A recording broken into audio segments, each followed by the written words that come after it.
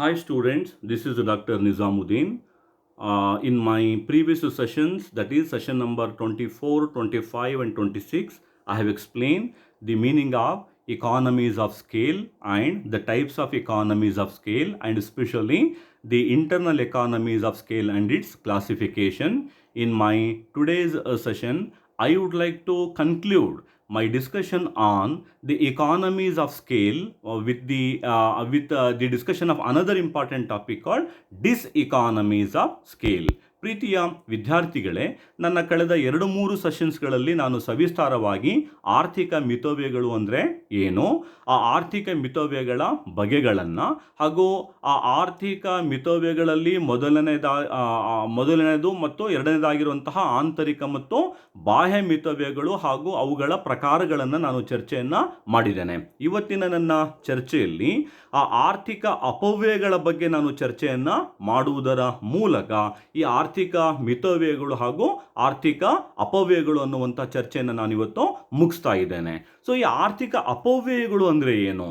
ಸಾಮಾನ್ಯವಾಗಿ ನಾವು ವೆಚ್ಚದ ಪರಿಕಲ್ಪನೆಗಳನ್ನು ಚರ್ಚೆ ಮಾಡ್ತಿರುವಂತಹ ಸಂದರ್ಭದಲ್ಲಿ ಸರಾಸರಿ ವೆಚ್ಚದ ರೇಖೆ ಸ್ವರೂಪವನ್ನು ನಾವು ಡಿಸ್ಕಸ್ ಮಾಡಿದ್ವಿ. ಸರಾಸರಿ ವೆಚ್ಚದ ರೇಖೆ ಸ್ವರೂಪ ಹೇಗಿರುತ್ತೆ ಅಂತ ಹೇಳಿದ್ವಿ, ಇಂಗ್ಲಿಷ್ ಅಕ್ಷರಮಾಲೆ ಯು ಶೇಪಲ್ಲಿರುತ್ತೆ ಅಂತ ಹೇಳಿದ್ದೀವಿ. ಅಂದರೆ the shape of the average cost curve will be usually English letter U shape ಅಂತ ಹೇಳ್ತೇವೆ. ಮೀನ್ಸ್ ವಾಟ್, ಆ ಯು ಶೇಪಲ್ಲಿ ಒಂದು ಡೌನ್ವರ್ಡ್ ಸ್ಲೋಪ್ ಇರುತ್ತೆ ಅಥವಾ ಒಂದು ಡಿಕ್ರೀಸಿಂಗ್ ಕರ್ವ್ ಇರುತ್ತೆ, ಮತ್ತೊಂದು ಅದು ಏನಾಗಿರುತ್ತೆ ಮಿನಿಮಮ್ ಪಾಯಿಂಟನ್ನು ರೀಚ್ ಆದಮೇಲೆ ಅಪ್ವರ್ಡ್ ಸ್ಲೋಪ್ ಇರುತ್ತೆ ಇಲ್ವಾ.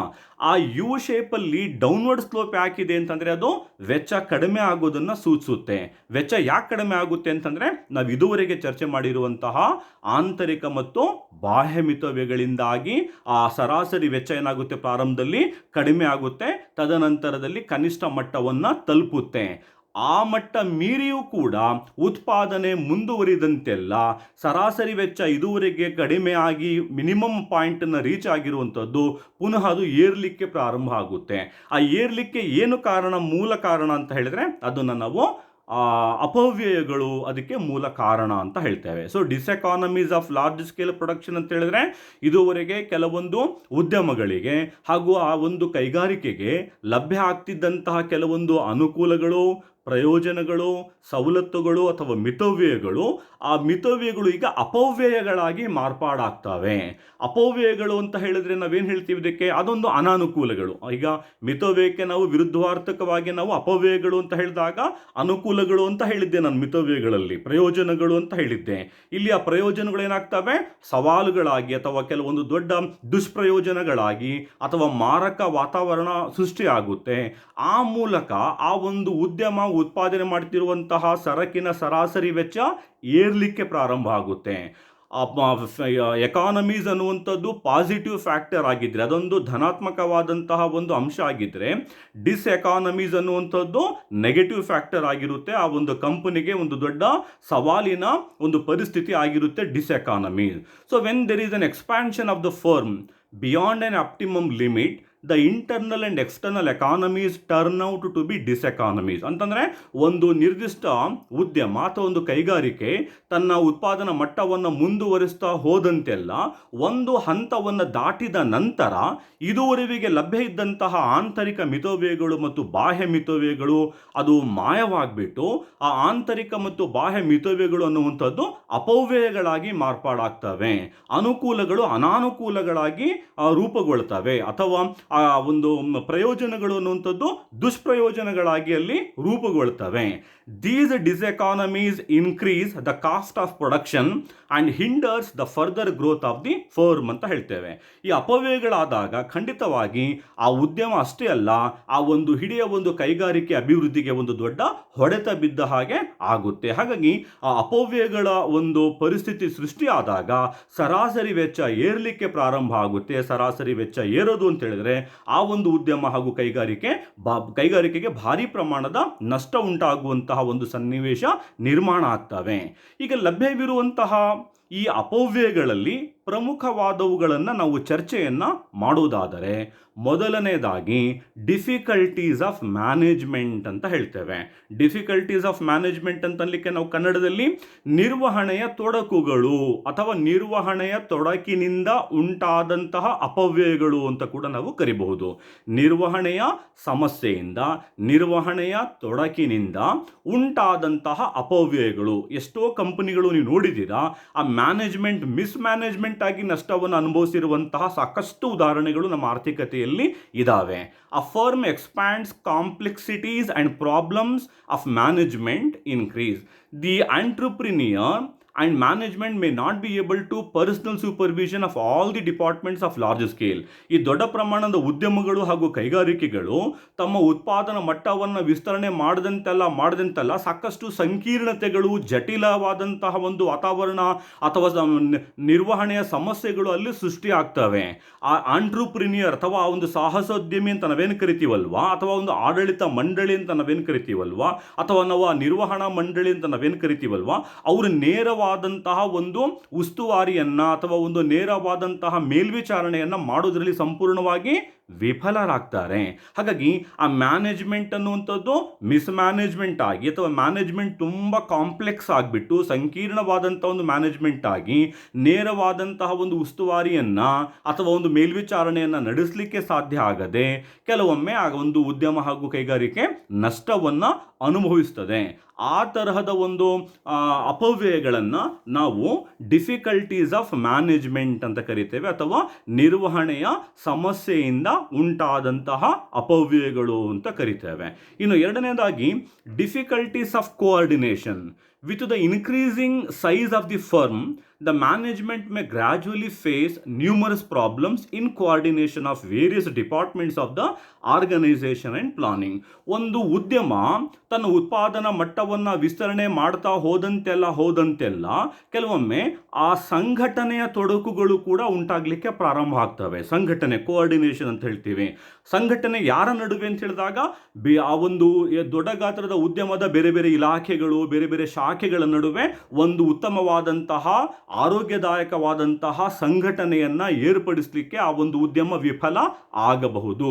ಅಥವಾ ಇಡೀ ಕೈಗಾರಿಕೆ ಆ ಸಮಗ್ರವಾದಂತಹ ಒಂದು ಸಂಘಟನಾ ಒಂದು ಚಟುವಟಿಕೆಯಲ್ಲಿ ಸಂಪೂರ್ಣವಾಗಿ ವಿಫಲ ಆದಾಗ ಅಲ್ಲಿ ಸಮಸ್ಯೆಗಳು ಉಂಟಾಗಿ ನಷ್ಟ ಉಂಟಾಗುತ್ತೆ. ಸೊ ಒಂದು ಸಣ್ಣ ಗಾತ್ರದ ಉದ್ಯಮ ಸಹಜವಾಗಿ ತುಂಬಾ ಸುಲಭವಾಗಿ ಬೇರೆ ಬೇರೆ ಇಲಾಖೆಗಳ ನಡುವೆ ಸಂಘಟನಾತ್ಮಕ ಒಂದು ಚತುರತೆಯನ್ನು ತೋರಿಸಬಹುದು. ಅದೇ ಒಂದು ಉದ್ಯಮ ದೊಡ್ಡ ಗಾತ್ರದ ಮಟ್ಟದಲ್ಲಿ ಬೆಳೆದಾಗ ಬೇರೆ ಬೇರೆ ಇಲಾಖೆಗಳ ನಡುವೆ ಉತ್ತಮವಾದಂತಹ ಒಂದು ಸಂಘಟನೆಯನ್ನ ಮಾಡುವುದರಲ್ಲಿ ಸಂಪೂರ್ಣವಾಗಿ ವಿಫಲ ಆಗಬಹುದು. ಆ ವಿಫಲ ಆದಾಗ ಏನಾಗುತ್ತೆ ಅಂತಂದ್ರೆ ಸಹಜವಾಗಿ ನಷ್ಟ ಉಂಟಾಗುತ್ತೆ ಆ ಒಂದು ಉದ್ಯಮಕ್ಕೆ. ಆ ತರಹದ ಒಂದು ನಷ್ಟವನ್ನು ನಾವೇನಂತ ಕರಿತಾ ಇದ್ದೇವೆ, ಡಿಫಿಕಲ್ಟೀಸ್ ಆಫ್ ಕೋಆರ್ಡಿನೇಷನ್ ಅಂತ ಕರಿತೇವೆ, ಅಥವಾ ಸಂಘಟನೆಯ ತೊಡಕಿನಿಂದ ಉಂಟಾದಂತಹ ನಾವು ಅಪವ್ಯಯಗಳು ಅಂತ ನಾವು ಕರಿಬಹುದು. ಇನ್ನು ಮೂರನೇದಾಗಿ ಡಿಫಿಕಲ್ಟೀಸ್ ಇನ್ ಡಿಸಿಷನ್ ಮೇಕಿಂಗ್ ಅಂತ ಹೇಳ್ತೇವೆ. ಡಿಫಿಕಲ್ಟೀಸ್ ಇನ್ ಡಿಸಿಷನ್ ಮೇಕಿಂಗ್ ಅಂತಂದ್ರೆ ಏನು? ಉತ್ತಮ ನಿರ್ಧಾರ ತೆಗೆದುಕೊಳ್ಳುವಿಕೆಯಲ್ಲಿ ಸಮಸ್ಯೆಗಳು ಉಂಟಾಗ್ತವೆ.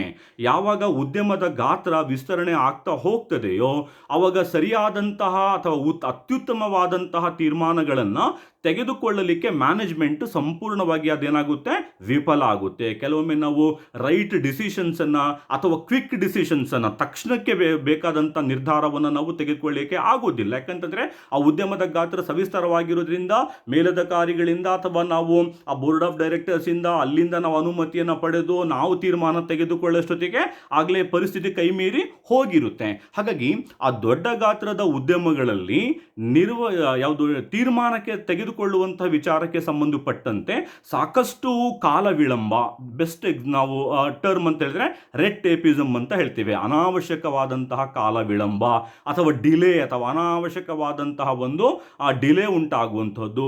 ಈ ರೀತಿಯ ರೆಡ್ ಟೇಪಿಸಮ್ ಮತ್ತು ಡಿಲೇಯಿಂದಾಗಿ ಕ್ವಿಕ್ ಡಿಸಿಷನ್ಸ್ ಅನ್ನು ತೆಗೆದುಕೊಳ್ಳಲಿಕ್ಕೆ ಸಾಧ್ಯ ಆಗದೇ ಇದ್ದಾಗ ಖಂಡಿತವಾಗಿ ರಾಂಗ್ ಡಿಸಿಷನ್ಸ್ ಅನ್ನು ನಾವು ತೆಗೆದುಕೊಳ್ತೇವೆ ಇನ್ ರಾಂಗ್ ಟೈಮ್. ರೈಟ್ ಟೈಮಲ್ಲಿ ರೈಟ್ ಡಿಸಿಷನ್ಸ್ ಅನ್ನು ತಗೋಬೇಕಾಗುತ್ತೆ. ಆದರೆ ಆ ಒಂದು ಉದ್ಯಮದ ಗಾತ್ರ ತುಂಬ ಹಿರಿದಾಗಿರೋದ್ರಿಂದ ನಾವು ಆ ರೈಟ್ ಡಿಸಿಷನ್ಸ್ ಅನ್ನು ರೈಟ್ ಟೈಮಲ್ಲಿ ತೆಗೆದುಕೊಳ್ಳದೆ ನಾವು ರಾಂಗ್ ಡಿಸಿಷನ್ಸ್ ಅನ್ನು ನಾವು ತೆಗೆದುಕೊಳ್ಬೇಕಾದಂತಹ ಒಂದು ಪರಿಸ್ಥಿತಿ ನಿರ್ಮಾಣ ಆಗುತ್ತೆ. ಅದರಿಂದ ಉಂಟಾಗುವಂತಹ ತೊಂದರೆಗಳನ್ನು ಅಥವಾ ನಷ್ಟವನ್ನು ನಾವೇನಂತ ಕರಿತೇವೆ, ಡಿಫಿಕಲ್ಟೀಸ್ ಇನ್ ಡಿಸಿಷನ್ ಮೇಕಿಂಗ್ ಅಥವಾ ತೀರ್ಮಾನವನ್ನು ತೆಗೆದುಕೊಳ್ಳುವಿಕೆಯಿಂದ ಉಂಟಾದಂತಹ ತೊಂದರೆಗಳ ಅಪವ್ಯಯಗಳು ಅಂತ ಹೇಳ್ತೇವೆ. ಇನ್ನು ನಾಲ್ಕನೇದಾಗಿ ಇನ್ಕ್ರೀಸ್ಡ್ ರಿಸ್ಕ್ ಅಂತ ಹೇಳ್ತೇವೆ. ಇನ್ಕ್ರೀಸ್ಡ್ ರಿಸ್ಕ್ ಅಂತಂದ್ರೆ ಏನು? ಅದು ಗಂಡಾಂತರ ಹೆಚ್ಚಾಗುವಂತಹ ಅಪವ್ಯಯಗಳು. ಗಂಡಾಂತರ ಅಂದ್ರೆ ರಿಸ್ಕ್ ಅಂತ ಹೇಳಿದ್ರೆ ಅದು ಯಾವ ಗಂಡಾಂತರ?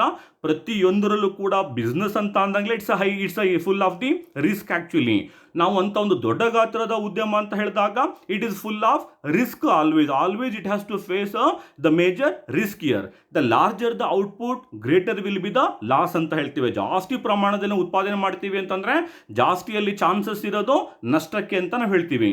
To bear greater risk is an important limitation to the expansion of the size of the firm. ಆ ಒಂದು ಗಂಡಾಂತರವನ್ನು ನಾವು ಎದುರಿಸುವಂತಹ ಅಥವಾ ಒಂದು ನಿಭಾಯಿಸುವಂತಹ ಸಾಮರ್ಥ್ಯ ಇರುತ್ತಲ್ಲ, ಅದು ಒಂದು ದೊಡ್ಡ ಸವಾಲಾಗಿ ಮಾರ್ಪಾಡಾಗುತ್ತೆ. ಎಲ್ಲ ಉದ್ಯಮಗಳಿಗೂ ಕೂಡ ಆ ಒಂದು ಗಂಡಾಂತರಗಳನ್ನು ಎದುರಿಸುವಂತಹ ಸಾಮರ್ಥ್ಯ ಅದು ಲಭ್ಯ ಆಗೋದಿಲ್ಲ ಅಥವಾ ಒಂದು ಸಾಮರ್ಥ್ಯ ಸೃಷ್ಟಿ ಆಗೋದಿಲ್ಲ. ಆಗ ಅನಿವಾರ್ಯವಾಗಿ ನಷ್ಟವನ್ನು ಅವರು ಅನುಭವಿಸಬೇಕಾಗುತ್ತೆ. ಆ ತರಹದ ನಷ್ಟಗಳನ್ನು, ಆ ತರಹದ ತೊಂದರೆಗಳನ್ನು ನಾವು ಇನ್ಕ್ರೀಸ್ಡ್ ರಿಸ್ಕ್ ಅಂತ ಹೇಳ್ತೇವೆ ಅಥವಾ ಗಂಡಾಂತರ ಹೆಚ್ಚಾಗಿದ್ದರ ಪ್ರಯುಕ್ತ ಆದಂತಹ ಅಪವ್ಯಯಗಳು. ಅಪವ್ಯಯಗಳು ಅಂತ ಹೇಳಿದಾಗ ನೆಗೆಟಿವ್ ಫ್ಯಾಕ್ಟರ್ ಅಂತ ಹೇಳಿದೆ ನಾನು. ಗಂಡಾಂತರ ಹೆಚ್ಚಾಗಿದ್ದರ ಪ್ರಯುಕ್ತ ಉಂಟಾದಂತಹ ಅಪವ್ಯಯಗಳು ಅಂತ ನಾವು ಕರಿತೇವೆ. ಅದು ಕೂಡ ಒಂದು ಉದ್ಯಮದ ವೆಚ್ಚದ ಪ್ರಮಾಣವನ್ನು ಹೆಚ್ಚಿಸುತ್ತೆ. ಇನ್ನು ಲೇಬರ್ ಡಿಸ್ಎಕಾನಮೀಸ್ ಅಂತ ಹೇಳ್ತೇವೆ. ಲೇಬರ್ ಡಿಸ್ಎಕಾನಮೀಸ್ ಅಂತಂದ್ರೆ ನಾವು ಕನ್ನಡದಲ್ಲಿ ಅಲ್ಲಿ ನಾವು ಇಂಟರ್ನಲ್ ಎಕಾನಮೀಸ್ ಅಲ್ಲಿ ಲೇಬರ್ ಎಕಾನಮೀಸ್ ಅಂತ ಹೇಳಿದ್ವಿ. ಅಂದ್ರೇನು? ಶ್ರಮದ ಮಿತವ್ಯಯಗಳು ಅಂತ ಹೇಳಿದ್ವಿ. ನಾವು ಕೆಲವೊಮ್ಮೆ ಹೇಳ್ತೇವೆ, ತುಂಬಾ ಪಾಪ್ಯುಲರ್ ಸೇಯಿಂಗ್ ಇದೆ, the labour can make the firm and can mar the firm ಅಂತ ಹೇಳ್ತೇವೆ. Similarly labour can make the industry and can mar the industry ಅಂತ ಹೇಳ್ತೇವೆ. ಲೇಬರ್ ಅಂದ್ರೆ ಶ್ರಮ ಬಯಸಿದ್ದಲ್ಲಿ ಒಂದು ಕಂಪನಿಯನ್ನ ಕಟ್ಟಲೂಬಹುದು, ಅದನ್ನು ಬೇಕಾದ್ರೆ ಅದರ ವಿನಾಶಕ್ಕೂ ಕೂಡ ಕಾರಣ ಆಗಬಹುದು. ಅದಕ್ಕೂ ಕೂಡ ಭಾರತದಂತಹ ಆರ್ಥಿಕತೆಯಲ್ಲಿ ಸುಮಾರು ಉದಾಹರಣೆಗಳನ್ನು ನಾವು ಕಾಣಬಹುದು. ಲೇಬರ್ನ ಕೋಆರ್ಡಿನೇಷನ್ ಇಲ್ಲದೆ ಅಥವಾ ಲೇಬರ್ನ ಜೊತೆಗೆ ಉತ್ತಮ ಬಾಂಧವ್ಯ ಇಲ್ಲದೆ ಎಷ್ಟೋ ಕಂಪನಿಗಳು ಮುಚ್ಚೋಗಿರುವಂತಹ ನಾವು ಕೇಸ್ಗಳನ್ನು ನಾವು ನೋಡ್ತೇವೆ. With the growing scale of output, a firm becomes more impersonal and contact between the management and workers become less. That may result in industrial unrest. ಅಂದರೆ ಒಂದು ಉದ್ಯಮದ ಗಾತ್ರ ವಿಸ್ತರಣೆ ಆದಂತೆಲ್ಲ ಈ ಉದ್ಯೋಗಿ ಮತ್ತು ಉದ್ಯೋಗದಾತ ಅಂತ ನಾವೇನು ಹೇಳ್ತೀವಲ್ಲ, ಉದ್ಯೋಗಿ ಮತ್ತು ಉದ್ಯೋಗದಾತಗಳ ನಡುವೆ ಒಂದು ಕಾರ್ಡಿಯಲ್ ರಿಲೇಶನ್ಶಿಪ್ ಬಿದ್ದೋಗ್ಬಿಡುತ್ತೆ. ಅದೊಂದು ಸಣ್ಣ ಪ್ರಮಾಣದ ಉದ್ಯಮ ಅಂತ ಹೇಳಿದಾಗ ನೇರವಾದಂತಹ ಒಂದು ಕಾರ್ಡಿಯಲ್ ರಿಲೇಶನ್ಶಿಪ್, ಆರೋಗ್ಯದಾಯಕವಾದಂತಹ ಒಂದು ಸಂಬಂಧ ಎಂಪ್ಲಾಯರ್ ಮತ್ತು ಎಂಪ್ಲಾಯಿ ನಡುವೆ ಇರುತ್ತೆ. ಯಾವಾಗ ಅದರ ಗಾತ್ರ ಎಕ್ಸ್ಪ್ಯಾಂಡ್ ಆಗ್ತಾ ಹೋಗುತ್ತೋ ಆವಾಗ ಡೈರೆಕ್ಟ್ ಆಗಿ ಇಂಪರ್ಸನಲ್ ಅಂತಂದ್ರೆ ನೇರವಾದಂತಹ ಒಂದು ಕಾಂಟ್ಯಾಕ್ಟ್ ಎಂಪ್ಲಾಯರ್ ಕಳ್ಕೊಂಡ್ಬಿಡ್ತಾನೆ ಆ ಎಂಪ್ಲಾಯೀಸ್ನ ಜೊತೆಗೆ. ಈ ಉದ್ಯೋಗಿಗಳು ಮತ್ತು ಉದ್ಯೋಗದಾತರ ನಡುವೆ ಸಾಕಷ್ಟು ಉಲ್ಬಣಗಳು, ಬಿಕ್ಕಟ್ಟುಗಳು ಅವಾಗ ಸೃಷ್ಟಿ ಆಗ್ತವೆ. ಅದರ ಪರಿಣಾಮವಾಗಿ ಸ್ಟ್ರೈಕು, ಕೈಗಾರಿಕಾ ಇಂಡಸ್ಟ್ರಿಯಲ್ ಡಿಸ್ಪ್ಯೂಟ್ಸು ಅಥವಾ ಕೆಲವೊಮ್ಮೆ ನಾವು ಅಸಹಕಾರ, ನಾನ್ ಕೋಆಪರೇಷನ್ಸು ಇಂಥವೆಲ್ಲ ಸೃಷ್ಟಿ ಆದಾಗ ಆ ಒಂದು ಕೈಗಾರಿಕೆ ಅಥವಾ ಉದ್ಯಮ ಭಾರಿ ಪ್ರಮಾಣದ ನಷ್ಟವನ್ನು ಅನುಭವಿಸಬೇಕಾಗುತ್ತೆ. ಆ ತರಹದ ಆ ಒಂದು ಅಪವ್ಯಯಗಳನ್ನು ನಾವು ಲೇಬರ್ ಡಿಸ್ಎಕಾನಮೀಸ್ ಅಥವಾ ಶ್ರಮದಿಂದ ಉಂಟಾದಂತಹ ಅಥವಾ ಕಾರ್ಮಿಕರಿಂದ ಉಂಟಾದಂತಹ ಅಪವ್ಯಯಗಳು ಅಂತ ನಾವು ಕರಿತೇವೆ. ಇನ್ನು ಮುಂದುವರೆದು ಸ್ಕೇರ್ಸಿಟಿ ಆಫ್ ಫ್ಯಾಕ್ಟರ್ ಸಪ್ಲೈಸ್ ಅಂತ ಹೇಳ್ತೇವೆ. ಕೆಲವೊಂದು ಸಂದರ್ಭಗಳಲ್ಲಿ ಉದ್ಯಮಗಳಿಗೆ ಹಾಗೂ ಸಮಗ್ರವಾದಂತಹ ಒಂದು ಕೈಗಾರಿಕೆಗೆ ಫ್ಯಾಕ್ಟರ್ಸ್ ಸಪ್ಲೈಸ್ ಇದೆಯಲ್ಲ, ಅದು ತುಂಬ ಸ್ಕೇರ್ಸಿಟಿ ಆಗ್ಬೋದು. ಅಂದರೆ ಉತ್ಪಾದನಾಂಗಗಳ ಪೂರೈಕೆ ಇದೆಯಲ್ಲ, ಅದರ ಕೊರತೆ ಉಂಟಾಗಬಹುದು. ಸಾಮಾನ್ಯವಾಗಿ ಒಂದು ಇಡೀ ಕೈಗಾರಿಕೆಯಲ್ಲಿ ಕೆಲಸ ಮಾಡ್ತಿರುವಂತಹ ಅಥವಾ ಉತ್ಪಾದನೆ ಮಾಡ್ತಿರುವಂತಹ ಎಲ್ಲ ಉದ್ಯಮಗಳು ಕೂಡ ನೇರವಾಗಿ ಅವರು ಅವಲಂಬನೆ ಆಗಿರುವಂತಹದ್ದು ಒಂದೇ ಒಂದು ಸೋರ್ಸ್ನ ಮೇಲೆ ಡಿಪೆಂಡ್ ಆಗಿರ್ತಾರೆ, ಒಂದು ಮೂಲದ ಮೇಲೆ ಡಿಪೆಂಡ್ ಆಗಿರ್ತಾರೆ. ಫ್ಯಾಕ್ಟರ್ ಸಪ್ಲೈಗೆ ಸಂಬಂಧಪಟ್ಟಂತೆ ಅಥವಾ ಉತ್ಪಾದನಾಂಗಗಳ ಸಪ್ಲೈಗೆ ಸಂಬಂಧಪಟ್ಟಂತೆ ಯಾವಾಗ ಕಾಂಪಿಟೇಷನ್ ತುಂಬಾ ಜಾಸ್ತಿ ಆಗುತ್ತೋ ಅವರವರಲ್ಲೇ ಕಚ್ಚಾಟ, ಅವರವರಲ್ಲೇ ಪೈಪೋಟಿ, ಅವರವರಲ್ಲೇ ಒಂದು ರೀತಿಯ ಕಾಂಪಿಟೇಷನ್ ಅಥವಾ ಕಟ್ ಥ್ರೋಟ್ ಕಾಂಪಿಟೇಷನ್ಸ್ ಅಂತ ಹೇಳ್ತೇವೆ. ಆ ಒಂದು ಕುತ್ತಿಗೆ ಕೊಯ್ಯುವಂತಹ ಒಂದು ಕಾಂಪಿಟೇಷನ್ ನಿರ್ಮಾಣ ಆದಾಗ ಅನಾವಶ್ಯಕವಾಗಿ ನಾವು ಭಾರಿ ಹಣವನ್ನು ಕೊಟ್ಟು ನಾವು ಉತ್ಪಾದನಾಂಗಗಳನ್ನು ಖರೀದಿ ಮಾಡುವಂತಹ ಒಂದು ಪರಿಸ್ಥಿತಿ ನಿರ್ಮಾಣ ಆಗುತ್ತೆ. ಕೆಲವೊಮ್ಮೆ ನಾವು ಎಷ್ಟೇ ಹಣವನ್ನು ಕೊಡಲಿಕ್ಕೆ ರೆಡಿ ಇದ್ರೂ ಕೂಡ ನಮಗೆ ಉತ್ಪಾದನಾಂಗಗಳು ಸರಿಯಾದ ಸಂದರ್ಭಕ್ಕೆ ಸಿಗದೇ ಇರುವಂತಹ ಪರಿಸ್ಥಿತಿಗಳು ಕೂಡ ನಿರ್ಮಾಣ ಆಗ್ತವೆ. ಆ ಮೂಲಕ ಕೈಗಾರಿಕೆಯಲ್ಲಿ ಶಟ್ ಡೌನ್ ಆಗಿಬಿಡುತ್ತೆ. ರಾ ಮೆಟೀರಿಯಲ್ ಇಲ್ಲದೆ ಪ್ರೊಡಕ್ಷನ್ ನಿಂತೋಗುತ್ತೆ ಅಥವಾ ಲೇಬರ್ ಶಾರ್ಟೇಜ್ ಇದ್ದಿದ್ದಕ್ಕೆ ಪ್ರೊಡಕ್ಷನ್ ನಿಂತೋಗುತ್ತೆ, ಅಥವಾ ಸರಿಯಾದ ಮಿಷನರೀಸ್ ಅಥವಾ ರಾ ಮೆಟೀರಿಯಲ್ ಸಿಗದೆ ಇದ್ದಿದ್ದಕ್ಕೆ ಸಾಕಷ್ಟು ನಾವು ಶಟ್ ಡೌನ್ ಅನ್ನ ಅಥವಾ ವರ್ಕ್ ಲೋಡ್ ಕಟ್ ಮಾಡುವಂಥ ಒಂದು ಸಂದರ್ಭಗಳು ಎದುರಾಗ್ತವೆ. ಈ ರೀತಿಯ ಉತ್ಪಾದನಾಂಗಗಳ ಪೂರೈಕೆಯಲ್ಲಿನ ಕೊರತೆ ಉಂಟಾಗಿ ಸೃಷ್ಟಿಯಾಗುವಂತಹ ಅಪವ್ಯಯಗಳನ್ನು ನಾವು ಸ್ಕೇರ್ಸಿಟಿ ಆಫ್ ಫ್ಯಾಕ್ಟರ್ ಸಪ್ಲೈಸ್ ಅಂತ ನಾವು ಕರಿತೇವೆ. ಇದು ಕೂಡ ಒಂದು ಅಪವ್ಯಯ ಅಂತ ನಾವು ಕರಿತೇವೆ. ಇನ್ನು ಫೈನಾನ್ಷಿಯಲ್ ಡಿಫಿಕಲ್ಟೀಸ್ ಅಂತ ಹೇಳ್ತೇವೆ. ಕೆಲವೊಮ್ಮೆ ಒಂದು ಉದ್ಯಮದ ಗಾತ್ರ ಅಥವಾ ಒಂದು ಕೈಗಾರಿಕೆಯ ಗಾತ್ರ ಒಂದು ನಿರೀಕ್ಷೆಗಿಂತ ಮೀರಿ ಹೆಚ್ಚಾದಾಗ ಅವರು ತೆಗೆದುಕೊಳ್ಳುವಂತಹ ತಪ್ಪು ನಿರ್ಧಾರಗಳು, ನಾವು ಹೇಳಿದಾಗ ಮ್ಯಾನೇಜ್ಮೆಂಟ್ ಡಿಫಿಕಲ್ಟೀಸು, ಕೋಆರ್ಡಿನೇಷನ್ ಡಿಫಿಕಲ್ಟೀಸು ಅಥವಾ ಲೇಬರ್ ಡಿಸ್ಎಕಾನಮೀಸು, ಹೀಗೆಲ್ಲ ಆದಾಗ ಆ ಒಂದು ಉದ್ಯಮ ಒಂದು ಸಮಸ್ಯೆಯ ಸಂಕೋಲೆಯಲ್ಲಿ ಸಿಲುಕಿ ಹಾಕಿಕೊಂಡಾಗ ಅಂತಹ ಸಂದರ್ಭದಲ್ಲಿ ಅವರು ಏನಾದರೂ ಬ್ಯಾಂಕ್ಗಳಿಂದ ಹಣಕಾಸಿನ ಒಂದು ಸಾಲಕ್ಕಾಗಿ ಅಥವಾ ಹಣಕಾಸಿನ ಒಂದು ಪೂರೈಕೆಗಾಗಿ ಏನಾದರೂ ಅವಲಂಬನೆ ಆದರೆ ಬ್ಯಾಂಕ್ಗಳು ಕೂಡ ಆವಾಗ ಸಾಲವನ್ನು ಕೊಡಲಿಕ್ಕೆ ಅವರು ಹಿಂದೆ ಮುಂದೆ ನೋಡುವಂತಹ ಸಂದರ್ಭಗಳು ಎದುರಾಗ್ತವೆ. ಯಾಕೆಂದರೆ ಅವಾಗ ಏನಾಗುತ್ತೆ, ಅವರವರೇ ನಡುವಿನ ಕಾಂಪಿಟೇಷನ್ಸ್ ಇಂದಾಗಿ ಸರಿಯಾಗಿ ಡಿಮಾಂಡನ್ನು ಫೋರ್ಕಾಸ್ಟನ್ನು ಅವರು ಮಾಡೋದೇ ಇಲ್ಲ, ಬೇಡಿಕೆ ಕರೆಕ್ಟ್ ಮುನ್ನಂದಾಜನ್ನು ಮಾಡೋದಿಲ್ಲ. ಸಿಕ್ಕಾಪಟ್ಟೆ ಇನ್ವೆಸ್ಟ್ಮೆಂಟನ್ನು ಮಾಡಿಬಿಟ್ಟು ಉತ್ಪಾದನೆ ಮಾಡಿದಾಗ ಬೇಡಿಕೆ ಬಿದ್ದೋಗ್ಬಿಟ್ಟಿರುತ್ತೆ, ಮಾರ್ಕೆಟ್ ಸೇಲ್ಸೇ ಆಗ್ತಾ ಇರೋದಿಲ್ಲ. ಅಂಥ ಸಂದರ್ಭದಲ್ಲಿ ಅವರು ತಾವು ಹೂಡಿರುವಂಥ ಬಂಡವಾಳ ರಿಕವರಿ ಮಾಡ್ಕೊಳ್ಳಿಕ್ಕೆ ಸಾಧ್ಯ ಆಗದೇ ಇರುವಂತಹ ಸಂದರ್ಭಗಳಲ್ಲಿ ಪುನಃ ಮತ್ತೆ ಯಾವ್ದಾದ್ರು ಬ್ಯಾಂಕಿಂದ ಹೋಗಿ ಸಾಲಕ್ಕೆ ಅವರು ಹೆಲ್ಪ್ ಕೇಳ್ತಾ ಇದ್ದಾರೆ ಅಥವಾ ಸಾಲಕ್ಕೆ ಅವರು ಅಪ್ಲೈ ಮಾಡ್ತಾ ಇದ್ದಾರೆ ಅಂತ ಹೇಳಿದ್ರೆ ಆ ಬ್ಯಾಂಕ್ ಖಂಡಿತವಾಗಿ ರಿಸೆಷನ್ ಅನ್ನು ಆಂಟಿಸಿಪೇಟ್ ಮಾಡಿ, ಅಲ್ಲಿ ಒಂದು ರೀತಿಯ ಹಿಂಜರಿತ ಇದೆ ಆ ಒಂದು ಕೈಗಾರಿಕೆಯಲ್ಲಿ ಅಂತ ಹೇಳಿಬಿಟ್ಟು ಆಂಟಿಸಿಪೇಟ್ ಮಾಡಿ ಅಲ್ಲಿ ಸಾಲವನ್ನು ಸರಿಯಾದ ಸಮಯಕ್ಕೆ ಪೂರೈಕೆಯನ್ನು ಮಾಡಲಿಕ್ಕೆ ಹಿಂದೇಟ್ ಹಾಕಬಹುದು. With the increase in the scale of firm it may require huge capital which cannot be easily obtainable. ಸಾಮಾನ್ಯವಾಗಿ ಈ ಭಾರಿ ಬಂಡವಾಳ ಬೇಕಾಗುವಂತಹ ಉದ್ಯಮಗಳು ಸರಿಯಾದ ಸಂದರ್ಭಕ್ಕೆ ಬ್ಯಾಂಕ್ಗಳಿಂದ ಹಣಕಾಸು ಲಭ್ಯ ಆಗದೇ ಇದ್ದಾಗ ಭಾರಿ ಪ್ರಮಾಣದ ನಷ್ಟವನ್ನು ಅವರು ಅನುಭವಿಸಬೇಕಾಗುತ್ತೆ. ಹಾಗಾಗಿ ಆ ತರಹದ ಅಪವ್ಯಯಗಳನ್ನು ನಾವೇನಂತ ಕರಿತೇವೆ, ಫೈನಾನ್ಷಿಯಲ್ ಡಿಫಿಕಲ್ಟೀಸ್ ಅಥವಾ ಹಣಕಾಸಿನ ತೊಡಕುಗಳು ಅಥವಾ ಹಣಕಾಸಿನ ಸಮಸ್ಯೆಗಳ ಅಪವ್ಯಯಗಳು ಅಂತ ಕರಿತೇವೆ. ಇನ್ನು ಕೊನೆಯದಾಗಿ ಮಾರ್ಕೆಟಿಂಗ್ ಡಿಸ್ಎಕಾನಮೀಸ್ ಅಂತ ಹೇಳ್ತೇವೆ. ಮಾರ್ಕೆಟಿಂಗ್ ಡಿಸ್ಎಕಾನಮೀಸ್ ಅಂತ ಹೇಳಿದ್ರೆ ಮಾರುಕಟ್ಟೆಯ ಅಪವ್ಯಯಗಳು. How when the industry expands and the firm grows, competition in the market tends to become stiff. To overcome the competition, a firm is likely to spend huge advertisement cost that may hamper the growth of the firm ಅಂತ ಹೇಳ್ತೇವೆ. ಅಂದರೆ ಈ ಮಾರುಕಟ್ಟೆಯಲ್ಲಿ ಅಪವ್ಯಯಗಳು ಹೇಗೆ ಉಂಟಾಗ್ತವೆ ಅಂತಂದರೆ, ಭಾರಿ ಪ್ರಮಾಣದ ಕುತ್ತಿಗೆ ಕೊಯ್ಯುವಂತಹ ಅಥವಾ ಕಟ್ ಥ್ರೋಟ್ ಕಾಂಪಿಟೇಷನ್ ಆ ಉದ್ಯಮಗಳಲ್ಲಿ ನಿರ್ಮಾಣ ಆದಾಗ ತಾವು ಉತ್ಪಾದನೆ ಮಾಡಿರುವಂಥ ಸರಕುಗಳನ್ನು ಹೆಚ್ಚೆಚ್ಚು ಮಾರಾಟ ಮಾಡಲಿಕ್ಕೆ ಅವರು ತಮ್ಮಲ್ಲೇ ಪೈಪೋಟಿ ನಡೆಸಲಿಕ್ಕೆ ಪ್ರಾರಂಭ ಆದಾಗ ಅನಿವಾರ್ಯವಾಗಿ ಅವರು ಡಿಪೆಂಡ್ ಆಗಬೇಕಾಗಿರೋದು ಯಾವುದ್ರ ಮೇಲೆ ಅಂತ ಹೇಳಿದ್ರೆ ಜಾಹೀರಾತು ಮೇಲೆ. ನಾವು ಸೇಲ್ಸ್ ಕಾಸ್ಟ್ ಅಂತ ಹೇಳ್ತೇವೆ. ಅದು ವಿಶೇಷವಾಗಿ ಮೊನೋಪೊಲಿಸ್ಟಿಕ್ ಕಾಂಪಿಟೇಷನ್ ಇದ್ದರೆ, ಅದು ಏನಾದರೂ ಸ್ವಾಮಿಯುತ ಪೈಪೋಟಿ ಮಾರುಕಟ್ಟೆಯ ವಾತಾವರಣ ಏನಾದರೂ ಇದ್ದರೆ ಸೇಲ್ಸ್ ಕಾಸ್ಟ್ ಅನ್ನುವಂಥದ್ದು it is a question of the survival ಆಗಿಬಿಡುತ್ತೆ ಅವರಿಗೆ. ಕ್ವಶನ್ ಆಫ್ ಸರ್ವೈವಲ್ ಅಂತಂದ್ರೇನು, ಅಳಿವು ಉಳಿವಿನ ಪ್ರಶ್ನೆಯಾಗಿ ನಿರ್ಮಾಣ ಆಗುತ್ತೆ. ಆಮೇಲೆ ಸೇಲ್ಸ್ ಕಾಸ್ಟ್ ಅಥವಾ ಅಡ್ವರ್ಟೈಸ್ಮೆಂಟ್ ಅನ್ನೋದು ಸಣ್ಣ ಪ್ರಮಾಣದ ಹಣವನ್ನು ಒಳಗೊಳ್ಳುವಂತಹದ್ದಲ್ಲ. ಅಡ್ವರ್ಟೈಸ್ಮೆಂಟ್ ಅನ್ನು ಮಾಡಬೇಕು ಅಂತಂದ್ರೆ ನಮಗೆ ಬೃಹತ್ ಪ್ರಮಾಣದ ಹಣಕಾಸನ್ನು ನಾವು ಅದರಲ್ಲಿ ಹೂಡಿಕೆಯನ್ನು ಮಾಡಬೇಕಾಗುತ್ತೆ.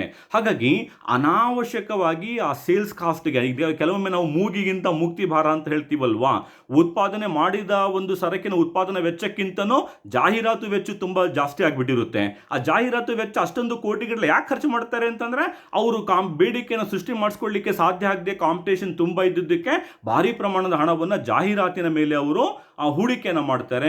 ಅನಾವಶ್ಯಕವಾಗಿ ಆ ಒಂದು ಹಣ ಪೋಲಾಗೋದ್ರಿಂದ ಅವರು ನಿರೀಕ್ಷಿತ ಪ್ರಮಾಣದಲ್ಲಿ ಆದಾಯವನ್ನು ಮಾಡ್ಕೊಳ್ಳಿಕ್ಕೆ ಸಾಧ್ಯ ಆಗೋದೇ ಇಲ್ಲ.